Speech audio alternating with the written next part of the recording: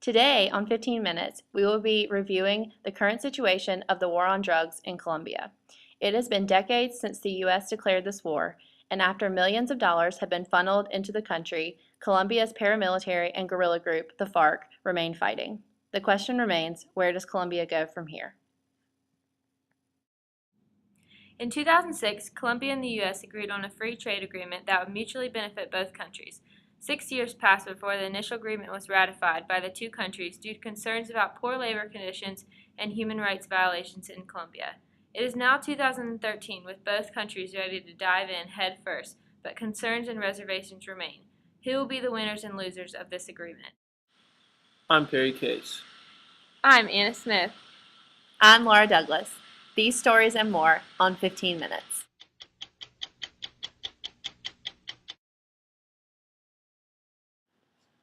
Now for a brief history on Colombia. In 1525, Spain begins the conquest of Colombia.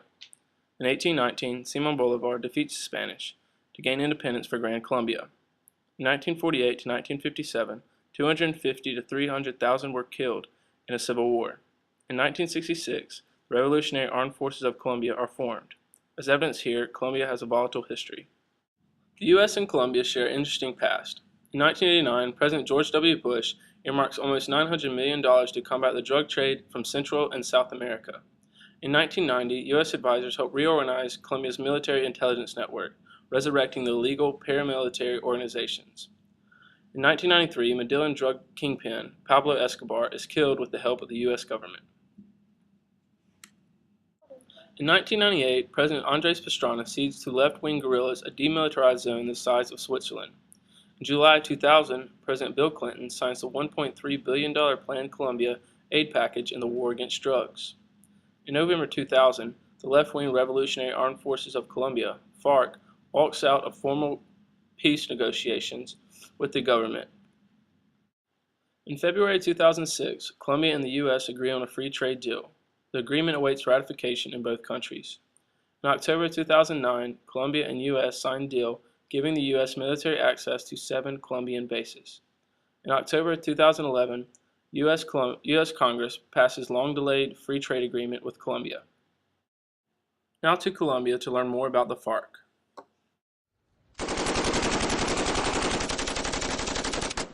Guerrilla fighters skirmish with advancing Colombian soldiers.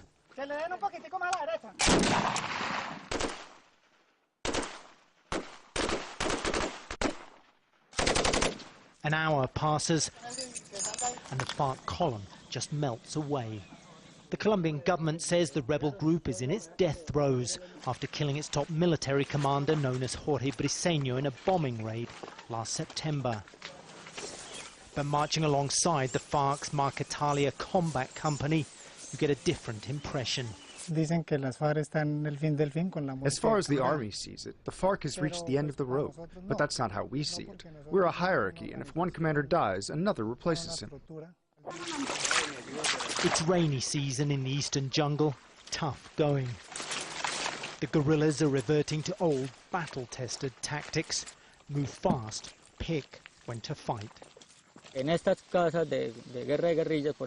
We know perfectly well where the army is, so we set the conditions for the fight. The art of guerrilla warfare is choosing the terrain and deciding when we can fight. The Marquetalia company pitches a new camp almost every night. They're on constant alert for an army air assault. If there's an airstrike, the first thing we have to do is get down into that riverbed. This rebel commander knows the threat firsthand. He's survived bombardments and seen comrades die.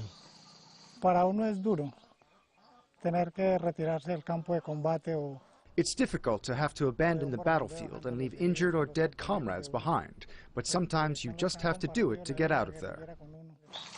The fighters in this unit are mostly in their early 20s and already have close to a decade of combat experience. Take Eliana. She's 21, part of the Twitter generation, except she's been in the FARC since age 13 and was too poor to own a computer. No, I have no idea what Twitter is. Maybe that's why she and the others haven't got the government's message that the guerrillas have supposedly been crushed. There's no doubt we're going to take power one day. We will get there. Here in eastern Colombia, the FARC is trying to rebuild, and for now there seems little chance of peace or surrender.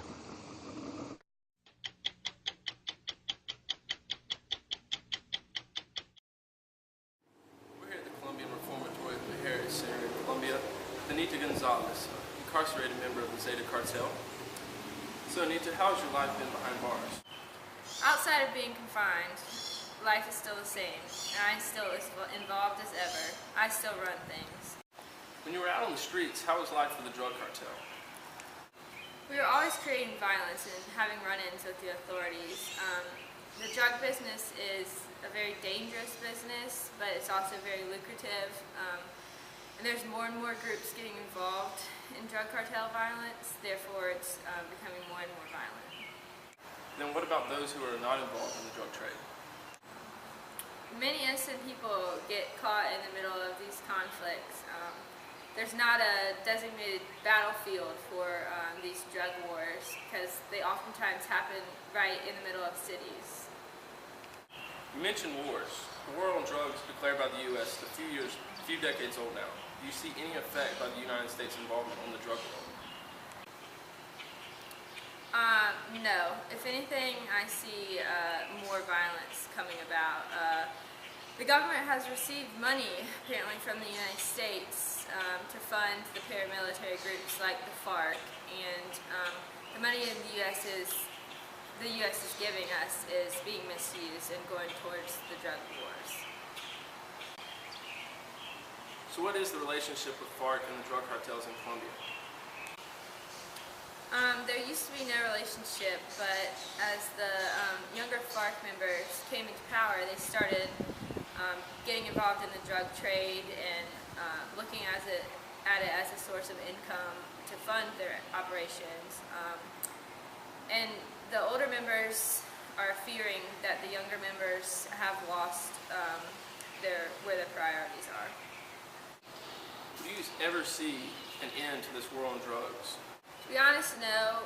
The authorities have made arrests of the drug kingpins, but like Henry de Jesus Lopez, but the next person in line will just fall in his position. It's pretty much a never-ending cycle. Just like me being in jail, I can still run things, so therefore it will just never end.